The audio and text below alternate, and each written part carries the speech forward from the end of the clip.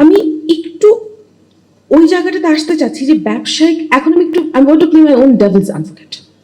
কেন ব্যবসায়িক গোষ্ঠী দ্বারা মিডিয়া পরিচালিত হওয়া খারাপ কিছু না, এটা একটু কন্ট্রোভার্সিয়াল শোনাতে পারে, কিন্তু তাও আমি বলি, আমাদের সাংবাদিক সহকর্মী যারা আছেন তারাই আমাকে বলতে পারবেন যে রাস্তাঘাটে যখন আপনারা ফিল্ডে রিপোর্টিংয়ে যান, সারাদিন না খেয়ে থাকেন, এরকমও দিন গেছে, এরকম দিন গেছে আপনাদের।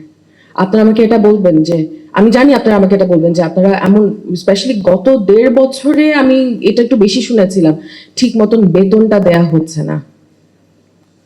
আমাদের প্রিন্টের সাংবাদিকদের তো অন্তত ওয়েজ বোর্ড আছে, টিভি সাংবাদিকদের তো ওয়েজ বোর্ডও নাই, ওয়েজ বোর্ড ছাড়া তারা কাজ করে, এবং বেতন হয়তো ডিলে হচ্ছে, মাসের প্রথম সপ্তাহ পার হয়তো দ্বিতীয় সপ্তাহে চলে যাচ্ছে, তৃতীয় সপ্তাহে চলে যাচ্ছে।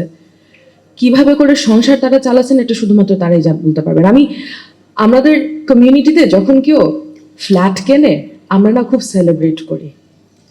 এটা ধরেন ব্যবসায়িক কমিউনিটিতে যদি আপনি যান, অথবা ডেভেলপমেন্ট সেক্টরে যদি আপনি যান, ওখানে কেউ ফ্ল্যাট কিনলেও আচ্ছা হ্যাঁ ও ফ্ল্যাট কিনছে, এটা একটা খুব নর্মাল একটা বিষয়। কিন্তু আমাদের জন্য এটা একটা খুব বড় একটা বিষয় যে না, আমাদের মধ্যে একজন ওই পরিমাণ অর্থনৈতিক ভাবে তার ওই পজিশনটাতে সে যেতে পেরেছে যেখানে সেটা ফ্ল্যাট কিনতে পারছে। কারণ আমরা আসলেই সাংবাদিকদের বেতন ভাতা, বেতনের স্ট্রাকচার যেটা, এটা আমাদের মডার্ন যে ইকোনমি, এটার সাথে কোনোভাবেই সামঞ্জস্যপূর্ণ না।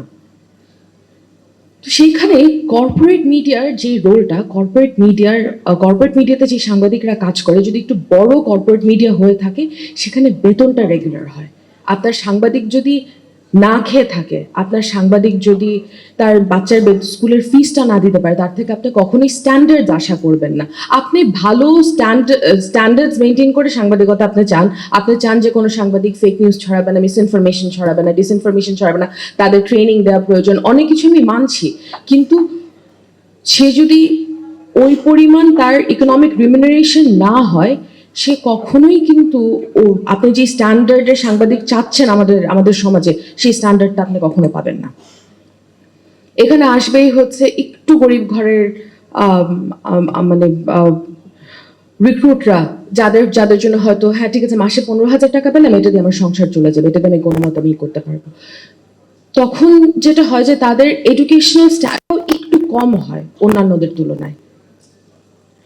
ওই কারণে কর্পোরেট মিডিয়াতে আমার এখনো পর্যন্ত আমি মনে করি যে কর্পোরেট মিডিয়ার কারণে আমাদের সাংবাদিকরা তাও যেটা হোক একটু মানে বেঁচে পড়ে থাকতে পারছে আর কি। তার মানে এই না যে কর্পোরেট মিডিয়ার প্রতি আমার কোনো আক্ষেপ নাই। অবশ্যই আমি প্রথমেই তো শুরুতে সেটা বলেছিলাম যে কিভাবে করে কর্পোরেট মিডিয়া তাদের যখন মালিকের শেয়ার বদলায়, হাত বদল হয়, তখন কি করে সাংবাদিকদের বদলে আমি বলেছি।